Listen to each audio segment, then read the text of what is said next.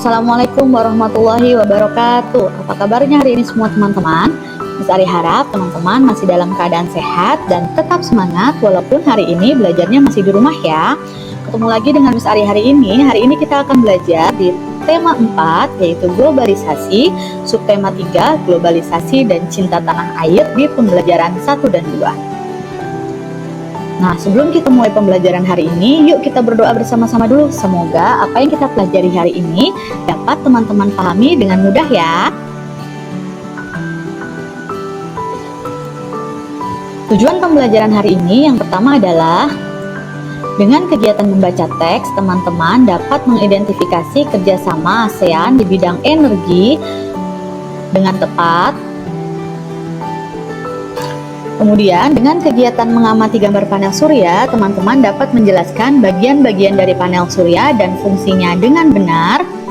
Yang ketiga, dengan mengamati video, teman-teman dapat mengidentifikasi cara kerja panel surya dengan benar. Selanjutnya, dengan kegiatan membaca teks, teman-teman dapat menjawab soal yang berkaitan dengan teks tersebut dengan tepat. Kemudian, dengan kegiatan mengamati gambar, teman-teman dapat membedakan antara slogan dan poster dengan tepat. Dan yang terakhir ialah dengan kegiatan membaca teks, teman-teman dapat mengidentifikasi nilai-nilai yang terkandung dalam teks tersebut dengan tepat. Berikut ini adalah materi yang akan kita pelajari hari ini. Yang pertama ialah kerjasama ASEAN di bidang energi. Yang kedua, panel surya. Yang ketiga, poster dan slogan. Yang keempat, nilai yang terkandung dalam teks yang ada di buku paket teman-teman masing-masing. Kita masuk ke dalam materi yang pertama ya, yaitu kerjasama ASEAN di bidang energi. Nah, supaya teman-teman lebih paham mengenai materinya, silakan teman-teman baca lebih dulu teks yang ada di buku 6D di halaman 91 ya. Nah, setelah teman-teman baca teks yang ada di buku paket teman-teman di halaman 91, kira-kira informasi apa saja ya yang ada dalam teks tersebut? Yang pertama ialah ketahanan energi nasional dapat terrealisasi melalui kerjasama dengan negara lain. Isu ini dibahas dalam pertemuan yang ke-35 Senior Official Meeting on Energy atau SOME and its Associated Meeting tanggal 17 sampai 22 Juli tahun 2017 di Manila, Filipina. Dari pertemuan tersebut dicapailah kerjasama ASEAN antara lain ASEAN Power Grid atau APG dengan tujuan untuk meningkatkan pasokan listrik dan juga perdagangan listrik di ASEAN. Yang kedua, pipa gas Trans ASEAN, yaitu tujuannya untuk meningkatkan keamanan dan keterjangkauan gas di ASEAN melalui infrastruktur gas. Informasi selanjutnya yaitu teknologi batubara yang bersih. Tujuannya untuk menanggulangi isu lingkungan yang berasal dari produksi dan penggunaan batubara serta meningkatkan citra batubara melalui promosi batubara bersih. Kemudian, kerjasama yang lainnya, efisiensi dan konservasi energi. Nah, efisiensi dan konservasi energi ini merupakan bagian penting dalam menghadapi perubahan iklim bagi negara-negara ASEAN. Dan yang terakhir ialah mengenai energi terbarukan. Tujuannya untuk meningkatkan pemakaian energi yang terbarukan atau bisa disebut dengan energi alternatif. Kita masuk ke dalam materi yang kedua ya, yaitu mengenai panel surya. Supaya teman-teman lebih paham apa sih yang dimaksud dengan panel surya tersebut, kemudian fungsinya apa, silakan teman-teman baca teks dulu di halaman 6D, halaman 93 lebih dulu ya. Nah, setelah teman-teman membaca teks yang ada di halaman 93, silakan amati gambar yang Miss Ari tampilkan. Apakah teman-teman tahu apa sih yang dimaksud dengan panel surya? Silakan teman-teman perhatikan gambar yang Miss Ari tampilkan ya. Jadi, panel surya adalah sebuah perangkat rakitan sel-sel fotovoltaik atau sel surya yang fungsinya mengubah sinar matahari menjadi energi listrik. Jadi yang berwarna biru-biru ini disebut sebagai panel surya yang fungsinya menangkap sinar matahari, kemudian sinar matahari tersebut akan diubah menjadi energi listrik sehingga bisa digunakan untuk menjalankan peralatan-peralatan di rumah yang menggunakan listrik. Oke, sekarang kita lihat panel surya itu seperti apa ya teman-teman. Oke, panel surya itu terdiri dari sel-sel fotovoltaik atau disebut juga dengan sel surya. Nah, Posisi ideal panel surya adalah menghadap langsung ke sinar matahari. Kenapa teman-teman? Supaya panel surya ini lebih optimal menyerap panas sinar matahari sehingga yang diserapnya lebih banyak. Selanjutnya, panel surya hanya mampu mengubah 20% panas matahari yang diserap menjadi listrik. Sisanya dibuang dalam bentuk panas. Oleh karena itu, peralatan elektronik di rumah berjalan dengan arus bolak-balik atau alternating current atau AC, sedangkan panel surya memiliki power inverter yang fungsinya mengubah arus searah atau direct current menjadi alternating current atau AC, sehingga energi listrik yang dihasilkan oleh panel surya sesuai dengan energi listrik yang dipakai oleh home appliances atau alat-alat rumah tangga. Selanjutnya, panel surya sangat mudah dalam pemeliharaannya, yaitu hanya memastikan bahwa tidak ada yang menutupi atau menghalangi sinar matahari ke panel surya tersebut. Jadi di sini panel suryanya hanya dibersihkan dalam perawatannya, supaya tidak ada yang menutupi, baik itu daun, sampah, plastik, atau debu. Selanjutnya, panel surya tidak memancarkan emisi gas rumah kaca yang berbahaya, seperti dalam pembakaran bahan bakar fosil. Selanjutnya, panel surya tidak berkontribusi terhadap dampak perubahan iklim. Dengan panel surya, kita mendapatkan energi bersih dari sumber energi yang paling berlimpah di bumi, yaitu matahari. Namun, dalam kenyataannya, dalam pemasangan panel surya itu membutuhkan biaya yang cukup mahal, sehingga tidak semua orang mampu untuk memasang panel surya di rumahnya masing-masing.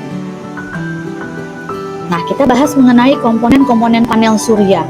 Oke, yang pertama ada yang namanya panel surya. Jadi yang kotak-kotak biru ini adalah panel surya. Kemudian ada controller. Kemudian ini controller itu fungsinya menerima sel energi listrik dari panel surya, kemudian masuk ke controller. Dari controller nanti bisa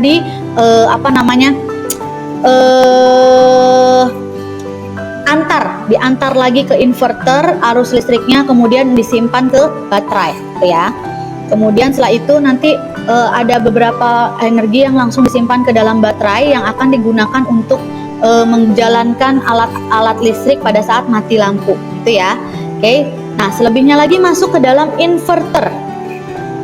Oke, bentar ya, saya pindahin dulu. Oke, inverter. Inverter ini ialah fungsinya tadi mengubah arus ya, mengubah arus DC direct current menjadi arus AC atau arus bolak-balik. Selanjutnya, yang sudah selesai bisa dipakai di home appliances-nya masing-masing. Jadi energi listrik yang sudah diubah tadi dari inverter bisa langsung digunakan oleh oleh alat-alat rumah tangga yang menggunakan listrik. Nah, sekarang bagaimana ya cara kerja dari panel surya ini? Silakan teman-teman simak video yang akan Miss Ari tampilkan mengenai cara kerja dari panel surya dengan baik ya. Nah, selanjutnya kita akan masuk ke dalam materi yang ketiga, yaitu mengenai poster dan slogan. Kira-kira apa ya bedanya antara poster dan slogan? Supaya teman-teman lebih paham, silakan. Berikut ini adalah cara kerja dari panel surya. Yang pertama, cahaya matahari diserap oleh sel surya atau sel fotovoltaik pada panel surya. Sel surya ini nantinya akan yang pertama mengubah cahaya matahari menjadi energi listrik. Perubahan ini disebut dengan efek fotovoltaik.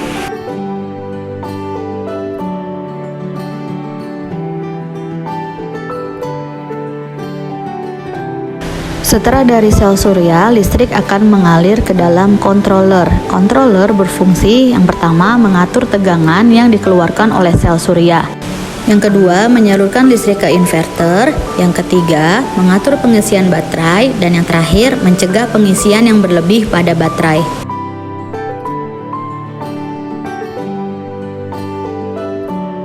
Selanjutnya, listrik akan mengalir ke baterai. Baterai fungsinya yang pertama menyimpan energi listrik yang dihasilkan oleh sel surya, kemudian mengirim kelebihan energi ke jaringan listrik. Yang ketiga, baterai berguna saat malam hari atau saat turun hujan, sehingga kita bisa menggunakannya meskipun pada malam hari tidak terdapat cahaya matahari atau mati listrik. Selanjutnya akan dialirkan ke inverter. Inverter fungsinya ialah mengubah arus listrik searah atau DC menjadi arus bolak-balik atau AC.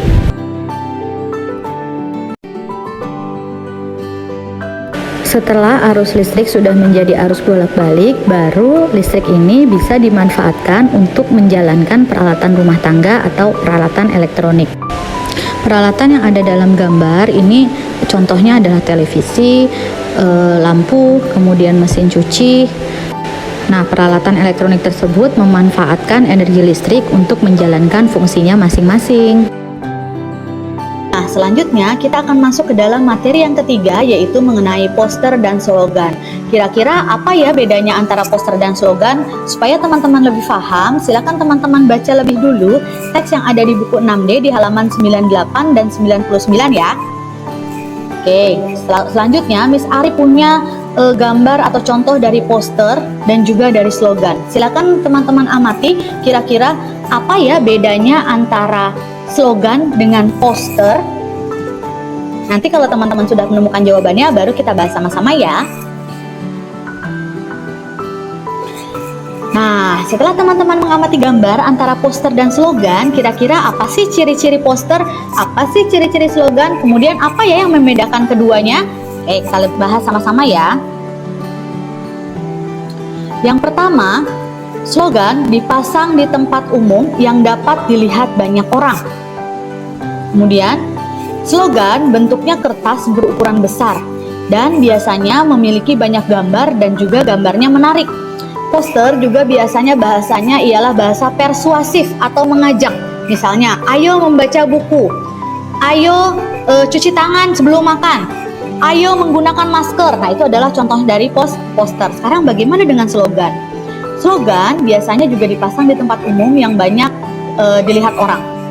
Kemudian bentuknya berupa kata-kata atau kalimat. Kalaupun ada gambar, biasanya gambarnya hanya sebagai pendukung saja, tidak banyak seperti poster.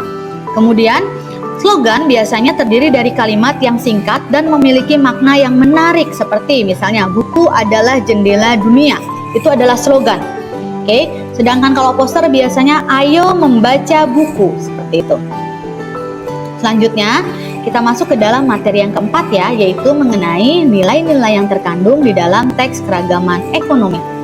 Supaya teman-teman lebih paham dan bisa mengidentifikasi kira-kira nilai apa saja sih yang ada dalam teks tersebut, silakan teman-teman baca di buku halaman 100-102 ya. Oke, nah setelah teman-teman membaca